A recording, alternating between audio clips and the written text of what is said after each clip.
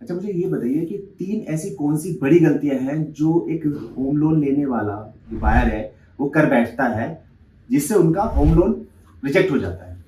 सबसे मेन जो रिजेक्शन के रीजन होते हैं वही सिबिल की, अगर उसने मान लो कोई क्रेडिट कार्ड का या कोई लोन का 1000-1500 रुपये बैलेंस छोड़ रखा है, हाँ। जो आज के डेट में बढ़ के 50-60 हजार लाख रुपए भी हो गया है, उस केस में बैंक रिजेक्ट कर देती है, पुराना आप ओवरड्यू क्लियर करो तब।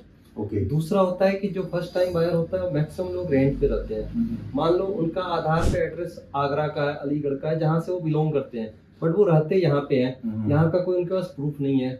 कई बैंक केवाईसी में आधार को ही मानता है वैलिड, रेंट एग्रीमेंट नहीं मानता है। तो वो क्या करता है, अपना एड्रेस वही का बताता है घर पे, विजिट होती है, वहाँ कहता नहीं जी मेरा बेटा तो नोएडा में रहता है 300 में लोटस में, तो वो केस रिजेक्ट हो जाता है।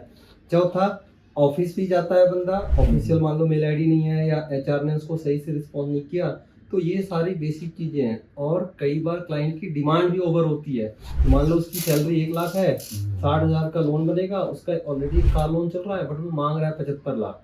तो बैंक कहेगा नहीं जी हम नहीं दे पाएंगे, आप तो पहले से ओवर लिवरेज हो, आपको 40 लाख ही दे सकते हैं। तो बहुत सारी चीजें हैं, अगर आप किसी कंसल्टेंट के थ्रू जाते हो तो ये सारी चीजें वो आपको पहले ही गाइड कर देगा। अगर आप डायरेक्ट बैंक में जाओगे तो वो अपने लॉगिन के चक्कर में या टारगेट के चक्कर में, या कई बार वो उतने एजुकेटेड नहीं होते हैं, तो वो आपको रिजेक्ट करा देंगे लॉगिन करा के, और मल्टीपल जगह अप्लाई करना पड़ेगा।